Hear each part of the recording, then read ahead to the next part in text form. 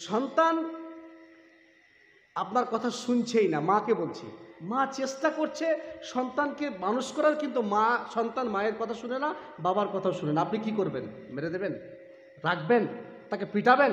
প্রহার করবেন? কি করবেন? আপনাকে তখনই উচিত হবে দ্রুত উজু করে দূরে কাজ সলাত আদায় করে আল্লাহর কাছে দোয়া করা। আল্লাহ, আমি তো তোমার কাছে এই সন্তানের আশা করিনি, তুমি কেন আমাকে সন্তান দিলে? অতএব আমার সন্তানকে তুমি ফিরিয়ে দাও, ঠিক করে দাও। আমার সন্তানকে তুমি ইমানদার করে দাও, আমার সন্তানকে তুমি পরহেজগার করে দাও। ভুল করে আপনি ছোট বাচ্চাকে লাঠিচার্জ করবেন না, মারবেন না, আপনি তার প্রতি প্রহার করবেন না, তার প্রতি কষ্ট দেবেন না। কারণ একটা বাচ্চা লাঠি মেরে কিংবা বাচ্চাকে প্রহার করে, বাচ্চাকে কষ্ট দিয়ে অত সহজে বাচ্চা পরিবর্তন হবে না। মা বোনদের উদ্দেশ্যে দৃষ্টি আকর্ষণ করছি যে একজন বাচ্চার জন্য দোয়া কত মারাত্মক দোয়া জানেন? আপনি দেখেন, যিনি বর্তমানে ইমাম আছেন, এখন রানিং ইমাম, তার নাম হচ্ছে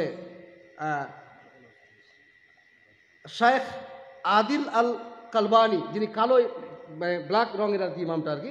তো এই ইমাম সাধারণত সৌদি আরবের মানুষ কিংবা সেই পশ্চিমা দেশের মানুষেরা সাদা চামড়ার মানুষকে ইমাম করেন, কিন্তু ওনাকে লন্ডনের একটা প্রোগ্রামে জিজ্ঞেস করা হলো যে আপনাকে ইমাম করা হলো কি করে? উনি বললেন, এটা আমার মায়ের আমার উপরে বদদুয়া।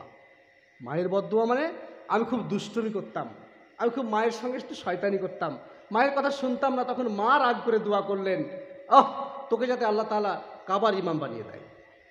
আহা, মা মানে সাবধান। মা বোন, দৃষ্টি আকর্ষণ করছি আপনার এই মর্মে, আপনার সন্তান শয়তানি করছে মানে, আপনার সন্তান কথা শুনে না মানে, আপনার সন্তান দুষ্টুমি করছে মানে আপনি ভুল করেও বের করবেন না যে তুই ধ্বংস হয়ে যা, কিংবা তুই মানুষ হতে পারবি না, কিংবা তুই শেষ হয়ে যাবি, তুই এইরকম কথা আপনি বের করবেন না। কেন?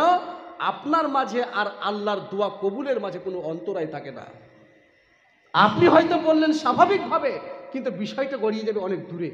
3 শ্রেণীর মানুষকে মুস্তাজাবুদ দাওয়া বলা হয়েছে। নাম্বার 1 মাজলুম, নাম্বার 2 মুসাফির, আর একজন হচ্ছে মা বাবার দোয়া এবং মুসাফির আর মাজলুমের দোয়া, অত্যাচারিত ব্যক্তির দোয়া, যিনি অত্যাচারিত হচ্ছে দিনের দিন। এই 3 শ্রেণীর মানুষের দোয়ার মধ্যে এবং আল্লাহর মাঝে কোনো ধরনের অন্তরায় থাকে না, আর থাকে না। বাবা যদি শুধু মুখ দিয়ে বলে দেন, যে মা যদি শুধু মুখ দিয়ে বলে দেন, বাবা যদি শুধু মুখ দিয়ে বলে দেন তুই আর মানুষ হতে পারবি না, তাহলে সে আর মানুষ হতে পারবেই না। জি, আপনি দেখেননি সহিহ বুখারীর হাদিস? সহিহ বুখারীর হাদিস দেখেন, জুরাইজের হাদিস। সুবহানাল্লাহ, মা বাবা কি সম্পদ! যে একজন মা এমন একজন সম্পদ যে মুখ দিয়ে কোনো কথা বের করে দিয়েছে, সন্তানের ভুল হয়েছে কি ঠিক হয়েছে সেটা দেখার বিষয় নয়, শুধু বের করে দিয়েছে মুখ দিয়ে, এতটুকুই যথেষ্ট।